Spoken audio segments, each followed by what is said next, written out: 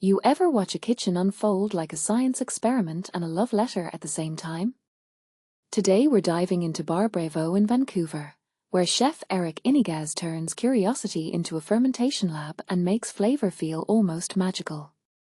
My take? This isn't just cooking, it's patient storytelling with jars as the narrators. From the moment you step into Bar Bravo, you can feel fermentation as a quiet undercurrent.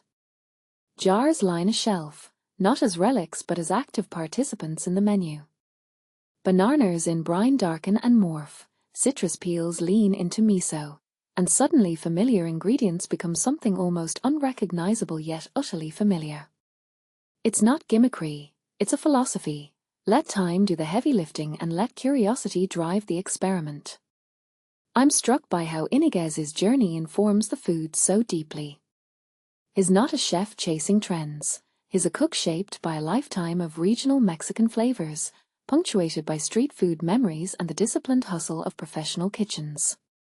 The origin story isn't just biography, it's a blueprint showing how technique and tradition can collide beautifully. Personally, I think this matters because it challenges the stereotype that fermentation is about pushing boundaries for novelty's sake.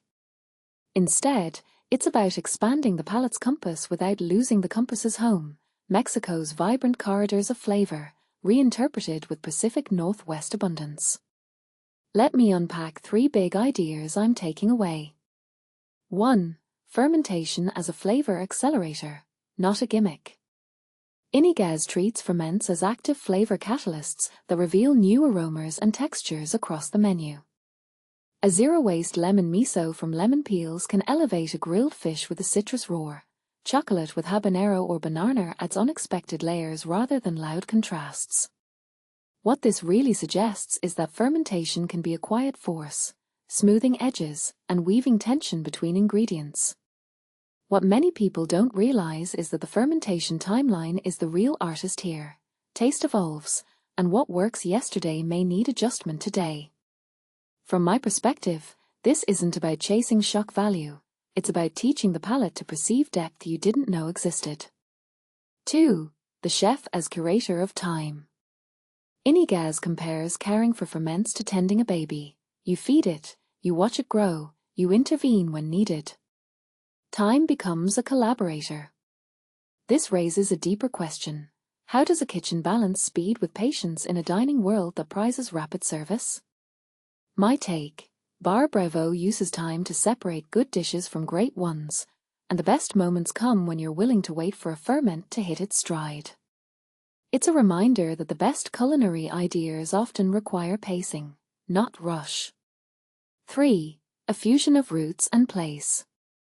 The menu fuses Mexican tradition with Pacific Northwest ingredients and seafood, a concept that reflects Iniguez's personal geography, from Culinary to Mexico City, to Toronto, and finally Vancouver.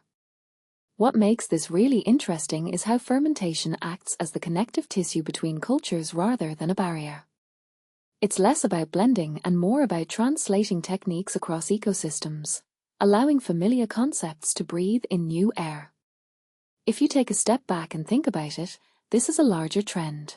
Authenticity isn't about staying pure, it's about letting your influences ferment into something recognizable yet novel. Deeper insight. The kitchen becomes a laboratory for community and sustainability. Bar Bravo's emphasis on fermentation aligns with a broader movement towards sustainability, nose to tail, zero waste, and seasonally intelligent menus. When you see a kitchen invest in long-term processes, you witness a commitment to reducing waste and unlocking value from every component. What this means for diners is more than novelty. It's a promise that the dish you're enjoying has a story, a method, and a respect for resources. This perspective isn't just culinary curiosity, it's a template for responsible urban dining. Closing thought: taste as a conversation with time. Iniguez invites guests to taste the discipline behind a single plate, the notes from a ferment, the balance of salt and sweetness, the echo of Mexican heritage reimagined through local produce. What this really suggests is that food isn't static, it's a dialogue between past and present, between patience and appetite. And the best menus are those that let us feel that conversation simmer on our tongues. So the next time you bite into something that sounds familiar yet tastes newly alive, remember, somewhere in that bite, time did a quiet, powerful job.